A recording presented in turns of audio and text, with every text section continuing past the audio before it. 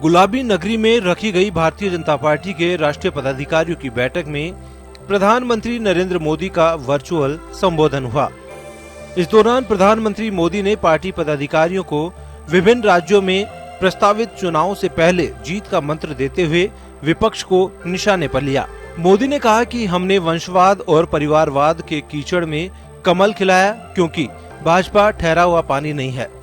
उन्होंने कहा कि जनसंघ से लेकर हमारी जो यात्रा शुरू हुई और भाजपा के रूप में फली फूली पार्टी के इस स्वरूप को, इसके विस्तार को देखते हैं तो गर्व होता है, लेकिन इसके निर्माण में खुद को खपाने वाली पार्टी की सभी विभूतियों को मैं आज नमन करता हूं। मुझे भी आप सबके बीच में रह करके इस कार्यक्रम में शरीक होने का अवसर मिला होता तो मेरे लिए भी वो प्रेरणा का कारण बनता, ऊर्जा का स्रोत मिलता, क्योंकि जब भी मैं कार्यकर्ताओं से मिला हूं, कार्यकर्ता छोटा हो बड़ा हो, बहुत कुछ जानने को मिलता है, बहुत कुछ बातों के अनेक पहलू समझने को मिलते हैं। कार्यकर्ता के द्वारा जो इन्फॉर्मेशन आती है वो बहुत सटीक इन्फॉर्मेशन आती है, और जब मिलते हैं तो खुले मन से काफी कुछ बातें भी होती हैं। इस दौरान प्रधानमंत्री नरेंद्र मोदी ने राजस्थान के पुराने दिग्गजों को याद करते हुए कहा, मेरे मन में कसक है कि मैं राजस्थान नहीं आ पाया। मुझे ऐसे ऐसे दिग्गजों की उंगली पकड़कर काम करने का सौभाग्य मिला, जिनमें भैरू सिंह शेखावत, रघुवीर सिंह कौशल, भंवरलाल शर्मा, गंगाराम कोहली शामिल रहे। कि मुझे ऐसे ऐसे दिग्गजों के साथ काम करने का मौका मिला, ऐसे ऐसे दिग्गजों की उंगली पकड़ करके चलने का सौभाग्य मिला, और उन सबका स्मरण आना बहुत स्वाभाविक है। स्वर्गीय भैरू सिंह शेखावत की बात हो, आदरणीय जगदीश प्रसाद माथुर जी का स्मरण आना, भानु कुमार शास्त्री जी, हमारे रघुवीर सिंह कौशल जी, हमारे भंवरलाल शर्मा जी, हमारे गंगाराम कोहली जी, अनगिनत नाम, ऐसे सभी वरिष्ठ जनों की उंगली पकड़ करके चलने का मुझे सौभाग्य मिला है। उधर जयपुर में हो रहे इस 3 दिवसीय महामंथन के दूसरे दिन 3 अहम प्रस्ताव पारित किए गए, जिसमें राज्य में बिगड़ती कानून व्यवस्था, महिलाओं और दलितों पर अत्याचार और हाल ही में राज्यों में पार्टी के प्रदर्शन से जुड़ा अभिनंदन प्रस्ताव शामिल रहे। बैठक में सभी को वर्ष 2024 मिशन में जुट जाने का आह्वान किया गया। बैठक में संबोधित करते हुए बीजेपी के राष्ट्रीय अध्यक्ष जेपी नड्डा ने गहलोत सरकार पर तीखे हमले किए। राजस्थान की जनविरोधी कांग्रेस सरकार जिस प्रकार उनका यहाँ सत्ता में काम करने का तरीका है, उसका नतीजा ये हुआ कि शांतिपूर्ण प्रदेश के नाते राजस्थान का जो परिचय था अब अपराधों की राजधानी बन गई है। 7 लाख नए केसेस दर्ज हुए।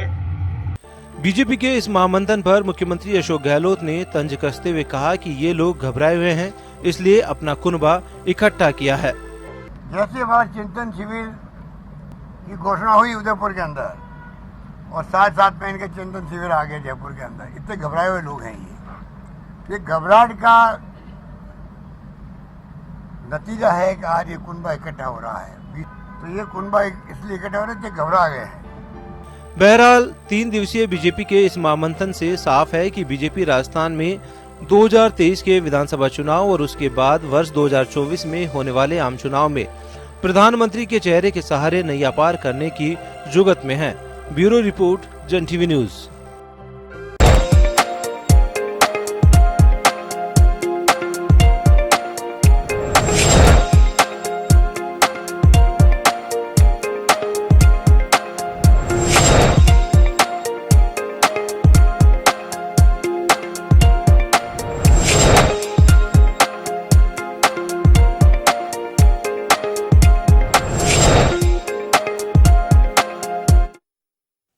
नमस्कार जन टीवी में स्वागत है आपका। मैं हूं योगेंद्र। आप देख रहे हैं खास खबर, और खास खबर में हम बात करेंगे, लगातार हम चर्चा कर रहे हैं पिछले कुछ दिन से कि राजस्थान की धारा आने वाले दिनों के इतिहास की पृष्ठभूमि होगी। वो चाहे कांग्रेस के लिए हो या फिर बीजेपी के लिए हो। बीजेपी के 3 दिन के राष्ट्रीय कार्य समिति की बैठक में दूसरे दिन संबोधित करते हुए प्रधानमंत्री नरेंद्र मोदी ने कहा है कि एक तो राजनीति में शॉर्टकट नहीं है, जो अक्सर अशोक गहलोत रगड़ाई की बात करते हैं, यानी कि आपको मेहनत करके आगे बढ़ना चाहिए, इंतजार करना चाहिए, जल्दबाजी नहीं है। दूसरा उन्होंने कहा है कि हमने वंशवाद के कीचड़ में हमने कमल खिलाया है, सीधा हमला गांधी परिवार पे। राजस्थान के परिप्रेक्ष्य में अगर हम बात करें तो 2 चीजें भाजपा नेताओं ने कही हैं, सीधा सरकार पे अटैक किया जा सके, एक महिला उत्पीड़न और लॉ एंड ऑर्डर, और एक मोदी सरकार की जो फ्लैगशिप योजनाएं हैं वो जनता के बीच जा सके, साथ ही कानून व्यवस्था को लेकर के और राजस्थान सरकार को घेरने के लिए आने वाले दिनों में कार्यक्रम हो सकते हैं बीजेपी के। सेवा पखवाड़ा के रूप में सुशासन पखवाड़ा जिसे बीजेपी मनाने जा रही है 30 मई से 15 जून तक, जिसमें मोदी 2 के 3 साल का जो टाइम रहा है, यानी कि मोदी सरकार के 8 साल के कार्यकाल को जनता के बीच लेके जाएंगे, बूथ लेवल तक लेके जाएंगे कि मोदी आपके लिए जरूरी क्यों है। पहले था हर हर मोदी, हर घर मोदी, अब मोदी जी को लेकर के जनता के बीच जाएंगे। ये बीजेपी की रणनीति है और 2023 और 24 के लिए साफ उन्होंने कहा। हालांकि बीजेपी के वर्कर्स और स्पोक्स पर्सन कई बार कहते हैं कि चुनावी एजेंडा नहीं है। देखिए, इस मुझे लगता भी नहीं है कि स्वीकार क्यों नहीं करते हैं राजनीतिक दल। सेवा करने कोई नहीं आता है, सब मेवा लेने ही आते हैं और उनका मेवा का मकसद एक ही होता है कि सत्ता की कुर्सी कैसे मिल सकती है। तो चलिए हम चर्चा शुरू करेंगे और पूरा ये जो मोदी साहब का स्पीच है या कार्य समिति है उसे जर्नलिस्ट किस नजर से देखते हैं। हमारे साथ यश गोयल साहब हैं, वरिष्ठ पत्रकार हैं, ओम सैनी साहब वरिष्ठ पत्रकार जुड़े हुए हैं, महेश शर्मा साहब वरिष्ठ पत्रकार जुड़े हैं। सभी का स्वागत है। मैं ओम जी आपके पास आना चाहूंगा। प्रधानमंत्री जी का उद्बोधन आपने सुना, जो कुछ वो बोले और अंदर जो चर्चाएं हुई उसको लेकर के स्पोक्स पर्सन जो है इनके उन्होंने ब्रीफिंग की। कुल मिलाकर के एजेंडा ये रहा कि मोदी गवर्नमेंट की फ्लैगशिप योजनाओं को जनता के बीच लेके जाना है और जिन राज्यों के अंदर गैर भाजपा सरकार है वहां पे काउंटर अटैक करना है। तो ये रणनीति जी कारगर हो पाएगी? देखिए, मुझे लगता है योगेंद्र जी कि ये चीजें धीरे धीरे छट रही हैं। जैसे कांग्रेस ने अपनी स्थिति को देखते हुए नौजवानों पे अपने आप को टिकाया और रोजगार और अपनी पार्टी के जो इंस्टीट्यूशंस वगैरह बनाने की बात की, उस तरीके से आए। यानी उनके समझ में आया कि हमारी जनता के साथ में पकड़ छूट रही है, तो हमें पकड़ बनानी चाहिए। उसी तरीके से मुझे आज लगा कि एक तरफ तो नड्डा साहब जो भारतीय जनता पार्टी के राष्ट्रीय अध्यक्ष हैं, तलवार निकाल करके और ऐसे जैसे रण क्षेत्र में जाएंगे ऐसा लग रहा है। और दूसरी ओर मैंने वो पोस्टर देखा जिसपे भारतीय जनता पार्टी की जनसंघ के जमाने से यात्रा है। तो मुझे जनसंघ के जमाने से भारतीय जनता पार्टी का जो एक राष्ट्र के बारे में जो ख्याल था वो भी याद आ रहा था। और साथ साथ में मुझे उसकी यात्रा जो थी, जो 1980 में भारतीय जनता पार्टी बनी, उस वक्त उसमें जो परिवर्तन करके और नया एक नेतृत्व निकला और वो लग रहा था कि शायद कांग्रेस का विकल्प निकल रहा है, लेकिन वो सब जैसे लुप्त हो गया। राजनीतिक दल किसी भी उसके पहले ये चर्चा किया करते थे कि रोजगार का क्या होगा, महंगाई का क्या होगा, गरीबी का क्या होगा, इनके बारे में चर्चा ही नहीं है। आप कह रहे हैं कि ये सरकार अच्छी नहीं है, इसको उखाड़ फेंको, और जनता की बात तो समझ ही नहीं रहे। कहीं पर भी आपने ये नहीं कहा कि जो बेरोजगारी है उस पर चर्चा की जानी चाहिए। इन दोनों में देखा, कांग्रेस में तो ठीक है, कांग्रेस इतनी पिटी हुई स्थिति में है कि वो सब कुछ सोचने समझने के लिए तैयार है, उसने अपने आप को खुला रखा है। लेकिन भारतीय जनता पार्टी जिस तरीके से बड़े खूबसूरत से फेंटे और साफे बांध करके, और जैसा 5 सितारा होटल में जो उनके शानदार खैर मकदम हुए, मेरे को भारतीय जनता पार्टी वो याद आती है जब जनसंघ के जमाने से निकल करके और नई पार्टी बनी थी, तब सुंदर सिंह जी वगैरह हुआ करते थे। वो कैसे आते थे, रेल के 3rd क्लास का टिकट लेके बैठते थे और जयपुर के स्टेशन पर उतर के पार्टी के दफ्तर में जाते थे। पार्टी का दफ्तर कहाँ होता था, ये सब बातें मुझे पता है। तो वो थी जनमानस के साथ में जुड़ी हुई पार्टी। अब ये चकाचौंध वाली पार्टी, जिसमें चकाचौंध, और दोनों पार्टियां चकाचौंध की तलाश में ही है, मुझे ऐसा लगता है। एक चकाचौंध से भी वंचित है, इसलिए वो सत्ता हासिल करने के लिए चकाचौंध पैदा करना चाहती है, और दूसरी चकाचौंध में ओतप्रोत है, वो अपनी चकाचौंध से जनता से हासिल करना चाहती है विकासवाद की राजनीति। विकास कौन सा विकास? रोजगार आज ही 1,000 रुपए से ज्यादा का हो गया सिलेंडर।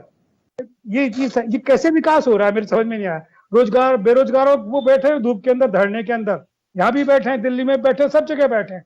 वो दिख नहीं रहा। राजनेता, हमारे जो बड़े प्रभावी जनप्रिय राजनेता है, वो इनकी चर्चा ही नहीं करते। और दुर्भाग्य यह है कि इस पॉलिटिकल पार्टी में, इन पॉलिटिकल पार्टीज के अंदर जुबान नहीं खुलती है। कांग्रेस में कम से कम 23 लोगों ने चिट्ठियां तो लिखी, जाकर के बोला तो सही कि चुनौती तो दी। इनके यहाँ तो चुनौती का सिलसिला ही नहीं है। यहाँ तो चुनौती देने का बात ही, लोग उन पे सब क्या करेंगे। पार्टी विद डिफरेंस, ये ठीक है, पार्टी विद डिफरेंस है। तो वो हालत ये हो रही है कि जो जनमानस की बात वो नहीं करे। हमारे राजस्थान के, जयपुर के सांसद और दूसरे प्रदेश अध्यक्ष वगैरह बैठे हुए थे, वो भी नहीं बोल रहे। वो कह रहे औरतों पे अत्याचार हो रहा है, लॉ एंड ऑर्डर बिल्कुल गड़बड़ हो रहा है। लेकिन बेरोजगारी का क्या हो, बेरोजगारी का कैसे निपटारा हो, महंगाई को कैसे निपटा जाए। और मुख्यमंत्री अशोक गहलोत कह रहे हैं कि बेरोजगारी बड़ी जड़ है कानून व्यवस्था के लिए, वो चाहे किसी भी राज्य में हो। चलिए मैं वापस लौटूंगा आपके पास में। यश गोयल साहब के पास सोशियोलॉजिकल उन्होंने, क्योंकि समाजशास्त्र को उस तरीके से एनालाइज नहीं किया, वरना एस्टेब्लिश कर सकते थे कि ये फ्रस्ट्रेशन के साथ में कैसे क्रिएट होता है, कैसे लोग इन सारे रास्तों पर चलते हैं। ये खैर उनकी बात है, उन लोगों की बात हम क्या करें, हम लोग तो अपनी बात करें। मैं गोयल साहब के पास जाना चाहूंगा। सर आपके पास आना चाहूंगा, दो बातें मैं जानना चाहूंगा। एक तो जनता ये देख के चलती है कि कोई भी पॉलिटिकल पार्टीज का नेता आता है तो उसके तामझाम कितने थे। मैं बहुत सारे लोगों से सुनता हूँ ये बात कि क्या भीड़ थी, क्या गाड़ियां थी। एक नजरिया वो, दूसरा 5 स्टार होटल्स में बैठ के करना, अब ये कोई मायने रखती है? योगेंद्र जी, ये जैसा अभी ओम जी भाई साहब ने कहा बिल्कुल सच है। चक्काचौंध हमें लाना है। अब बताइए कि जेपी नड्डा हैं या पहले अमित शाह हैं, ये रोड शो भरी गर्मी में 45-46 डिग्री टेम्परेचर में 4 बजे से लेके 8 बजे तक सड़कों पे चल रहे हैं। कितना तो पेट्रोल लगा होगा, कितनी मैन पावर लगी होगी। उसका नतीजा क्या हुआ? सिर्फ उन्होंने ये कहना था कि बस जनता जो है बदलने के लिए तैयार है, बीजेपी को आशीर्वाद देंगे। तो ज्यादा नहीं निकल के आया। ऐसी कैसी ये 5 स्टार कह रहे, मैं कह रहा हूँ 7 स्टार्स के भी बड़े बड़े स्टार हैं ये होटल्स, जहाँ की मतलब एक रोटी भी 200-250 रुपए की मिलती होगी एक आदमी को।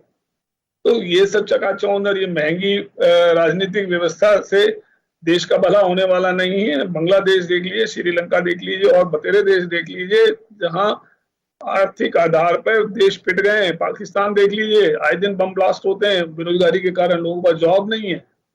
ये कोई तरीके नहीं है कि आप 7 स्टार होटल में बैठ करके विकासवाद की बातें करें और कहें साहब वंशवाद और परिवारवाद ने आजादी के बाद देश को बर्बाद कर दिया है। अरे जब 18 राज्यों में आपकी सरकार है तो फिर वंशवाद और परिवारवाद से घबरा क्यों रहे हैं? और वहां कहां है, हम पहले भी अपन लोग चर्चा कर सके, वंशवाद कहां नहीं है, कौन सी पार्टी में नहीं है? क्योंकि आपका टारगेट सिर्फ एक उखाड़ फेंको, बस कुछ भी है। तो ये बहुत सारी चीजें ऐसी हैं जो गले नहीं उतरती सामान्य रूप से। ये बताइए, ये नेशनल एग्जीक्यूटिव को एड्रेस कर रहे थे 32 लोगों को या 50 लोगों को या 150 लोगों को, या पूरे राष्ट्र को संबोधित किया इन्होंने?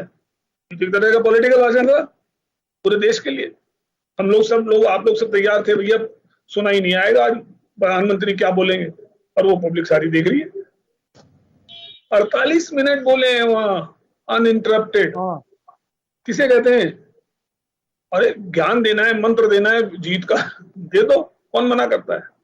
तो दोनों पॉलिटिकल पार्टीज में वो पार्टी आने की तैयारी कर रही है, और ये और ज्यादा समेटने के चक्कर में मतलब 1.5 साल पहले ही, 1 साल पहले ही, मतलब इस साल दिसंबर में होने वहां, अगले साल होने वो 2024 में होने वो, तो ये उन्होंने तो ये तक कह दिया कि 25 साल का टाइम फ्रेम बनाओ, अपने ऑब्जेक्टिव बनाओ 25 साल का।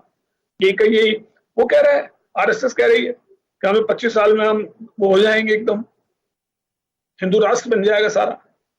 ये सब चीजें हैं अच्छी, पर जो सबसे बड़ी क्राइसिस है, जैसे ओम जी भी कह रहे हैं, महेश जी भी कहेंगे, बेरोजगारी इज द बिगेस्ट प्रॉब्लम पहली, और inflation is the second largest problem, जिसमें कि 15 पॉइंट समथिंग पे इन्फ्लेशन पहुंच गया। कहने को बेशक कोई कुछ भी कहो, बीजेपी के जहन में भी ये बात, और बीजेपी मुझे लगता है मानती भी है कि हाँ बेरोजगारी है तो सही, महंगा भी है तो सही, लेकिन चलिए कुछ उसके लिए करते क्यों नहीं?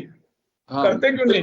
अब रेलवे में देखिए कितने इस साल, रेलवे में 2 साल में कितनी वैकेंसियां नहीं फ्लॉप कर दी, बंद कर दी। अरे जो लोगों को कंसेशन मिलते थे, सीनियर सिटीजन को, पत्रकारों को, वो बंद कर रखे हैं और अब 1.5 मूल में रेल चला रहे हैं पैसेंजर में।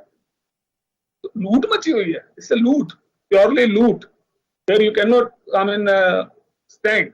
और सबसे बड़ी बात यह है कि आदमी करे क्या, मजबूरी है। 110 रुपए में सिलेंडर खरीदना पड़ेगा, 150 रुपए में पेट्रोल हो जाएगा थोड़े दिनों में, क्या कर लोगे? सब्जियां देखिए, हर चीज में वो है। अशोक जी जो कह रहे थे कल कि बेरोजगारी से उत्पन्न क्राइम है, यस इट इज, इसमें कोई दो राय नहीं है। पेपर लीक में जो पेपर लीक करता है उसको तो पता नहीं चलता, हमारे एमपीज को पता चल जाता कि कैसे पेपर लीक हुआ। एसओजी को नहीं पता चलता, वो हाथ की हाथ रिपोर्ट ले आते हैं, ये लो जी सीडी, ये लो डीवीडी। ये सारी चीजें योगेंद्र जी, ये सतही नहीं है, ग्राउंड पे नहीं है ये चीजें। जी चलिए, महेश जी के पास में जाना चाहूंगा। महेश जी, 3 चीजें लेकर के बीजेपी, इसका जो अगर हम मजमून में देखें वह तो सिंगल लाइन है कि 23 और 24 की तैयारी करिए, आप पे ग्रास रूट तक कार्यकर्ताओं की फौज बनाइए, बूथ को मजबूत करिए। ये एक मजमून है इसका पूरा। अगर हम उसकी बात करें, चाहे नव संकल्प की बात हो, वहां पे भी वही है कि बूथ लेवल पर लेके जाना है आपको। कांग्रेस बीजेपी सभी एक ही है। सत्ता की भूख इतनी है कि आप ये बेचैनी का अंदाजा लगा सकते हैं कि चुनाव अभी काफी दूर है। बात करते हैं लोग, आप लोगों से भी करते होंगे कि चुनाव इतनी दूर है तो पॉलिटिकल पार्टीज में इतनी बेचैनी क्यों है? ये बेचैनी मुझे लगता है कि बड़ी अलग बात है। पहले इस तरह के काफिले, इस तरह की रैलियां, इस तरह की कवायद चुनाव के कुछ महीने पहले जब की जाती थी। अभी तो चुनाव का कोई अता पता ही नहीं कब होंगे, 1.5 साल का टाइम बचा हुआ है, लेकिन अब कवायद आपके सामने है। दूसरा, मैं एक चीज जरूर जानना चाहूंगा कि ये सुविधा के लिहाज से, समय की मांग के लिहाज से, कोई पार्टी हो, हर किसी पार्टी को सूट करने लग गया कि हमें 5 स्टार में ही जाना है। देखिए, जहां तक सवाल है कि इस तरह का जो अधिवेशन हो रहे हैं, पार्टियों के राष्ट्रीय सम्मेलन हो रहे हैं, ये सब सभी दलों के अंदर आने वाले चुनाव को केंद्रित, अपनी राजनीति को चमकाने की बातें हो रही हैं। आज जहां तक है कि जो संघर्ष करके आगे आई हुई पार्टी है, वो जब खुद मतलब बड़े 5 स्टार या 7 स्टार होटलों में बैठ करके चिंतन मंथन वगैरह करते हैं, तो ये सोचने की बातें हैं कि हमारा लोकतंत्र किस दिशा में जा रहा है। एक और ये देश का दुर्भाग्य कि लगातार मतलब क्या कहता ना, आपके देश में हर साल चुनाव होते हैं। ये चुनाव हर साल क्यों हो रहे हैं, एक साथ क्यों नहीं हो रहे हैं चुनाव? एक चीज ये भी देखने की बात है, इसकी तरफ कोई मंथन नहीं हो रहा है, इसकी तरफ कोई गहराई से कोई विचार नहीं हो रहा। दूसरा सवाल आता है महंगाई का। महंगाई की और किसी भी राजनीतिक दल का ध्यान केंद्रित नहीं है।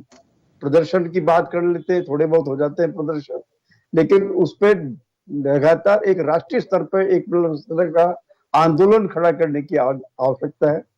अब आप ये देखिए कि हमारा आज की तारीख में $1 के मुकाबले 79 रुपए भारतीय रुपया हो गया। तो ऐसी सूरत में बेरोजगारी और दूसरे जो निजी क्षेत्र में जो वैकेंसी ये घटती जा रही है, छटनी हो रही है, इसकी दूर करने के लिए और कोई ध्यान नहीं दिया जा रहा है। और गेहूं के या महंगाई जो जिस तरह से मतलब उखाड़ रही है, इसकी तरह इसको रोकने के लिए सरकार का जो भी सरकार में जो बैठे हैं, चाहे कांग्रेस हो या भाजपा, जहां जो जिनकी सरकार है, वो इस बारे में नहीं सोच रही है, एक दूसरे पे आरोप प्रत्यारोप लगा रही है कि ये इसकी वजह से, ये इसकी वजह से, ये और आम आदमी के उसकी समस्या का समाधान नहीं हो रहा है। इन चीजों पर अब डिस्कशन बहुत कम होने लगा है। अब तो ये हो गया है कि हम बूथ लेवल पर हमारे को मतलब वोट कैसे लाएं, आज आम आदमी को मतलब आप एक वोटर को वहां तक कैसे आकर्षित कर सकते हैं, किस तरह से उनको बता सकते हैं।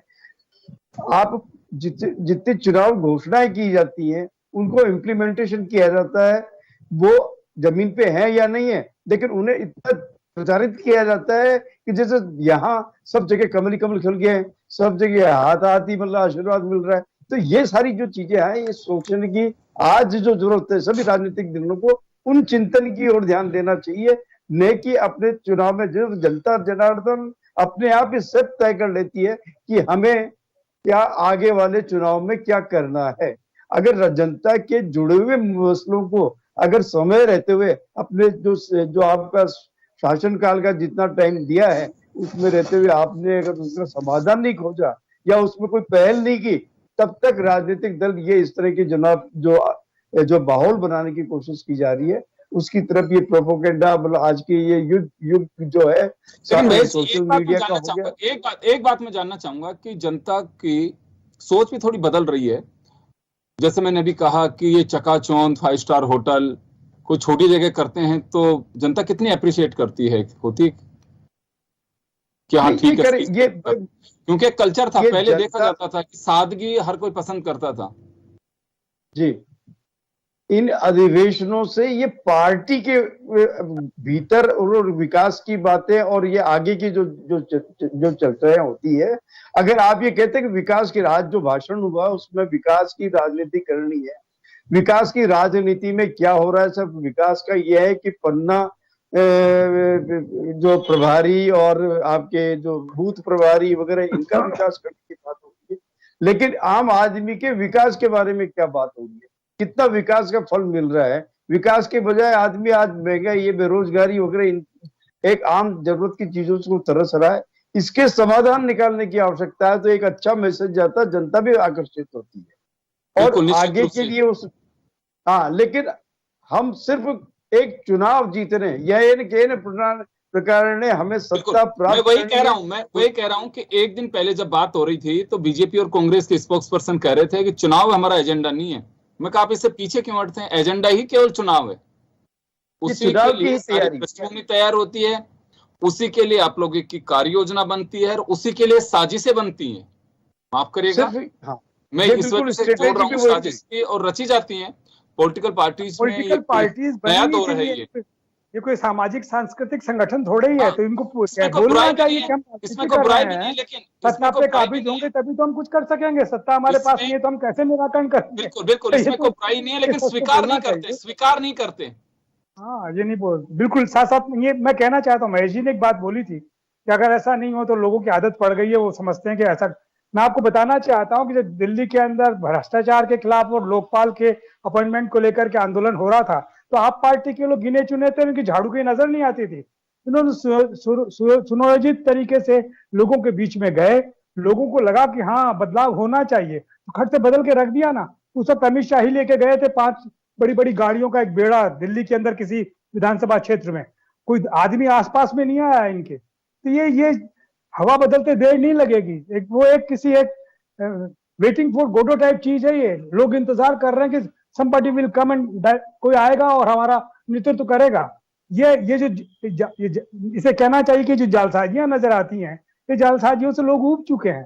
बड़ा स्पष्ट रूप से बोलने वाला, सादा बोलने वाला नेता पसंद आता है। सुंदर सिंह भंडारी पसंद आएगा, भगत सिंह शेखावत पसंद आएगा, लेकिन बाकी लोग पसंद नहीं आएंगे। उसी तरीके से भारतीय जनता कांग्रेस के अंदर भी ऐसे ही सीधे साधे लोग पसंद आएंगे। वो जो तामझाम लेकर के चलते हैं वो पसंद नहीं आएंगे। ज्योतिबा सिंधिया के मुकाबले में अशोक गहलोत ज्यादा पसंद आएंगे। ये मैं बोल रहा हूँ कि ये थोड़ा सा चेष्टा करना चाहिए, हताश भी नहीं होना चाहिए, लेकिन ये वक्त है कि लोगों को एकत्रित होकर के और अपनी बात कहनी चाहिए। और पॉलिटिकल पार्टीज की अपनी अंदरूनी जो डेमोक्रेसी है, उसके लिए तो हर एक पॉलिटिकल पार्टी को लड़ना चाहिए। ये बहुत गलत हो रहा है कि भारतीय जनता पार्टी के इतने बड़े बड़े नेता बैठे हुए थे, एक ने भी अपने प्रधानमंत्री से या एक ने भी अपने राष्ट्रीय अध्यक्ष से नहीं पूछा कि हमारी सरकार जो दिल्ली में बैठी हुई है, जो इन सब महंगाई की इन चीजों को नियंत्रित कर सकती है, वो क्यों नहीं कर रही। तो खट वो जो रास्ता बताते हैं वो आगे हमें गिना देते हैं, सेस हटा दो, ये कर दो, democratic system, internal democratic system, जिसका आपने जिक्र भी किया है कि चलिए G23 कम से कम एक बात तो कर रहा है।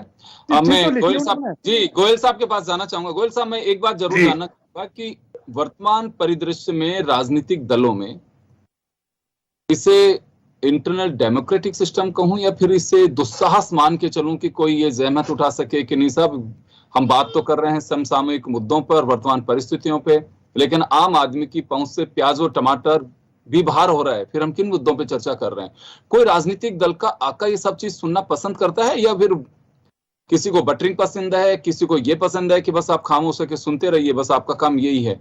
ये पॉलिटिकल सिनेरियो जो बना हुआ है, इसमें पहली बात को ये मैं हिम्मत को दुस्साहस कह रहा हूं, आप समझ रहे होंगे इस बात को कि मैं क्यों कह रहा हूं, और को सामने वाला सुनना पसंद करता है ये सब चीजें। देखिए, दोनों पार्टी जो कांग्रेस है और जो बीजेपी है, उनके अपने अपने तरीके बन गए हैं और लोगों को सर्वविदित है कि ये ऐसा करेंगे। बीजेपी में ये मालूम है कि एक जना बोलेगा सब सुनेंगे, एक जना करवाएगा सारे लोग करेंगे। कांग्रेस में ये है कि जो वहां से आदेश आएगा वो हम सबको पालन करना है। हाँ। बहुत सीधी सी बात है। जो मुझे सबसे बड़ी चिंता लगती है, जो गलत लगती है, अगर कोई भी सरकार 5 साल के लिए चुनी गई है तो विपक्ष का दायित्व है कि वो विपक्ष में बैठ के अपनी भूमिका निभाए इस सेंस में नहीं कि वो धरने प्रदर्शन और इस तरह से तोड़फोड़ और ये सारी करे। 5 साल तक उनका कार्यकाल देखे, उनके नेगेटिव पॉइंट्स बनाए, और जब इलेक्शन से पहले जब चीज अनाउंस हो तब वो पब्लिक में लेके जाए। यहाँ तो सरकार एक काम करती है, अगले रोज वो सारी रिपोर्ट सीबीआई की जांच तक की मांग को लेकर के सामने आ जाते हैं। ऐसी सेंटर कोई इंतजार ही नहीं करना चाहता कि भाई इसको 5 साल राज तो कर लेने दो, 4.5 साल बाद बोल लेना, ये तो दूसरे दिन से चालू हो जाते हैं। जो गृह मंत्री रहा है वो गृह मंत्री की गलतियां निकालेगा, जो हेल्थ मिनिस्टर है वो हेल्थ मिनिस्टर की गलतियां निकालेगा, सब एक दूसरे की गलतियां निकालेंगे। किसी को बर्दाश्त नहीं है कि ये नया बना है, इसको काम तो कर लेने दो। तो ये जो ताबड़तोड़ हड़बड़ाहट में एम्पावर करने की जो स्थिति आ गई है, ओवर पावर करने की जो स्थिति आ गई है, किसी तरह से धक्का देके उखाड़ के पछाड़ के सत्ता हासिल कर लो, ये जो इम्पेशंस आ गया है ना राजनीति में, वो खतरनाक है। उन्होंने वो अपनी पार्टी को मजबूत करने के लिए कांग्रेस ने वहां उदयपुर में किया, उससे पहले इन्होंने अनाउंस कर दिया। ऐसी क्या जल्दी आ रही थी भाई? ठीक है, कर लो, कोई दिक्कत नहीं है। मतलब एक दूसरे के ऊपर आरी चला रहे हैं लिटरली, और ये पॉलिटिकल मैसेज से कुछ नहीं जाता है। जो जिस धारा में जुड़ा हो वो तो कहेगा वाह क्या बढ़िया रोड शो था, मजा आ गया। वो कहेंगे देखिए क्या बढ़िया था, सफारी पे गए, बाद में थक गए थे। धारणाएं बन गई, और जो एक्चुअल वोटर है वो महंगाई में कुचला जा रहा है। आप गेहूं की कीमत लगाइए, इस वक्त जो नया गेहूं आया 35 से 40 रुपए किलो गेहूं मिल रहा है। हम आपको गरीबों की तो बात छोड़ दीजिए, जिनको 2 रुपए में आटा मिल रहा है, उनको भी सड़ा हुआ मिल रहा है। तो कोई और वो भी बंद हो गया है, वो अन्न योजना भी बंद होने जा रही है। वो तो हमारा ही पैसा है, जो सब्सिडी थी सारी की सारी बांट रहे हैं आप कोरोना के नाम पे, सारा का सारा फ्री सिस्टम कर रहे हैं। तो ये सारी चीजें जो है ना मैसअप हो गई हैं। भले ही ये कह लें साहब आजादी के बाद जो है ये ऐसा कुछ हुआ है, देश बीमार था और हमने 2014 में उसको जिंदा कर दिया, 2014 से लेके आजादी अब हुई है, प्राइम मिनिस्टर म्यूजियम अब बना है, सारी चीजों के नाम हम बदल रहे हैं, हम ये कर रहे हैं, हम मस्जिदों में मंदिर ढूंढ रहे हैं। ये सब है अच्छे सुनने में, जिनको ये जो फॉलोअर्स है ना दोनों पार्टियों को, उनके लिए बहुत बड़ी सामग्री है, बहुत बड़ा ब्रेन का एक बहुत बड़ा न्यूट्रिएंट है जो इनको मिल रहा है, और उसके दम पे ये सब करना चाहिए। महेश जी के पास जाना चाहूंगा। जी मैं एक बात जानना चाहूंगा, बीजेपी भी कांग्रेस भी या दूसरे दल देख लीजिए, क्योंकि मैं चर्चा बीजेपी कांग्रेस की इस वजह से कर रहा हूं कि प्लानिंग में अभी यही चल रहे हैं, और राजस्थान की धरा से इन्हीं की एक पूरी तैयारी हुई है। नव संकल्प शिविर अभी खत्म हुआ है, और बीजेपी का 3 दिवसीय कार्य समिति है, वो भी ऑलमोस्ट फाइनल स्टेज पे हो गई। पब्लिक के बीच जाएंगे और पब्लिक की वोट डालती है। मैं एक बात जानना चाहूंगा कि वास्तव में पब्लिक के संयम की परीक्षा ली जा रही है, या फिर ये कहूं कि पब्लिक अभी इंतजार कर रही है, या भरोसा उठ गया उसका पॉलिटिशियंस पे से कि ये कुछ करने वाले नहीं है। आपको ही आपकी परेशानी का इलाज खुद को करना पड़ेगा, या आपको आगे बढ़ना होगा। मैं सैल्यूट करता हूं हिंदुस्तान के नागरिकों को भी कि महंगाई कितनी हो, परिस्थितियां कितनी हो, खुद लड़ते हैं, खुद खड़े होते हैं। और मैं ये एक बात मेरी समझ नहीं बैठती कि ये क्या दौर चल पड़ा, और सभी कहेंगे कि हमने ये सड़क बनवा दी, हमने ये कर दिया। कौन सा एहसान कर दिया आपने, बताइए? टोल नाका पहले लगा देते हैं, उसके बाद में आप सड़क बनाते हैं। वो जेब, ये नहीं पता मालूम है कि जेब के पजामे से या आपकी निक्कर से कि आपकी पैंट से पैसा कितना कट रहा है, ये कोई पता नहीं है। कि हमने साहब वहां पे ये अनाउंसमेंट कर दी, कहां से लेके आए हैं पैसे?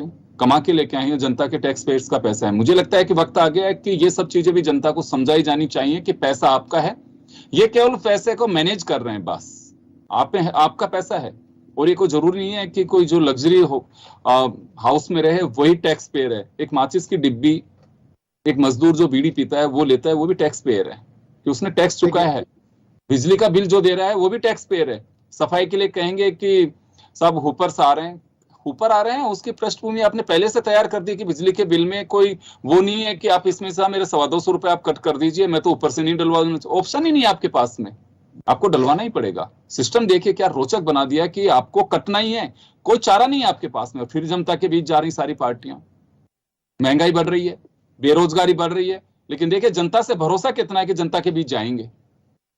देखिए स्थिति ये है कि जो जनता के जो प्रमुख मुद्दे हैं उस मुद्दों की तरफ ध्यान भटके, उसको ध्यान में रखते हुए जो भी सत्तारूढ़ दल जहां जिस तरह के हैं, चाहे वो राज्य सरकार के मतलब हो या चाहे केंद्र सरकार के हो, जो है मुख्य मुद्दे जो होने चाहिए, जो एक लोकतांत्रिक व्यवस्था के लिए जो जरूरी है, उसमें लोग के हित की बात ना होकर के और अपने हित की बातें सब जहां होने लग जाती है, तो ये ऐसी चीजें सामने आ रही हैं कि आपके पास जितना भी है, अगर सरकारी खजाने की बात करें तो सरकारी खजाने में क्या है, आपके वेतन बांटने में खत्म हो जाते हैं सरकारी कर्मचारियों को।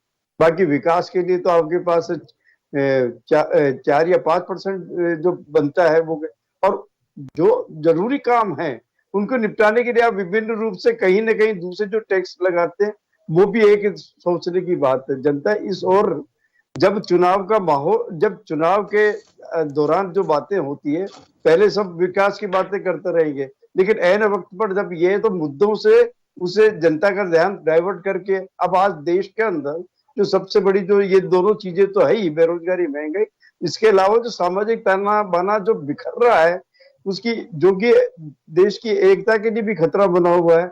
हमारी बॉर्डर पे जो मतलब क्या कहते हैं, जो विदेशी जो जिस तरह से घुसपैठ, विदेशी लोग जो घुसपैठ कर रहे हैं, सेनाएं आके जो बैठी हुई हैं, और जिस तरह का माहौल बन रहा है उसकी तरफ मतलब क्या कहते हैं, आम आदमी के प्रति जो एक सोच और एक जज्बा होना चाहिए, उस एकता को बढ़ाने की ओर दिशा में कोई ध्यान नहीं दिया जा रहा। ये एक सबसे बड़ी चिंता का विषय है। समाज को एक रखना भी बहुत जरूरी है, और एकता के लिए बहुत जरूरी है कि हम देश में शांति व्यवस्था बनाए रखें। आप कितना ही आप विकास कर ले, अगर देश में शांति नहीं है, ऐसी सूरत में आप वो विकास का लक्ष्य अर्जित नहीं कर सकते जो आम जनता के हितैषी बन के आप वोट ले रहे हैं। बिल्कुल।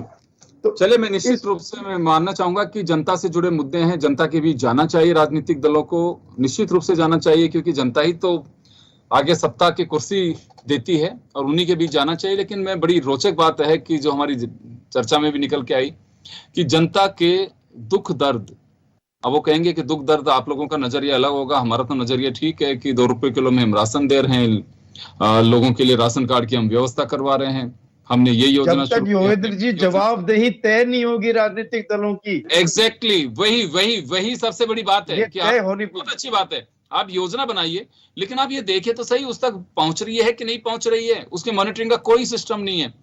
केवल कहने को, आपके अगर बूथ लेवल पे आपने वर्कर्स की फोर्स तैयार की है तो कम से कम उसको वो अधिकार भी दीजिए और उसकी बात को सुनिए, उस कार्यकर्ता की बात को भी सुनिए। मैं तो कहता हूं आप सिस्टम को दुरुस्त करिए, उस कार्यकर्ता की बात सुनिए कि जो सबसे पहले वोट डलवाने के लिए वही जाता है, उसी की आइडेंटिटी है वहां पे कि हाँ ये फला पार्टी का कार्यकर्ता है, जिसके सत्ता आती है उसको मजबूत भी करना होगा आपको कि नहीं के बूथ पे आपने पन्ना दे दिया उसको कि इनके टिक लगाओ और वोट डलवाइए, उसको मजबूत करिए कि वास्तव में जो योजनाएं हमारी बनी हुई हैं उस तक पहुंच रही हैं कि नहीं पहुंच रही हैं। और अगर वो रिपोर्ट देता है तो उसमें मुझे लगता है कि आपके ब्यूरोक्रेसी से ज्यादा अच्छी रिपोर्ट दे सकता है।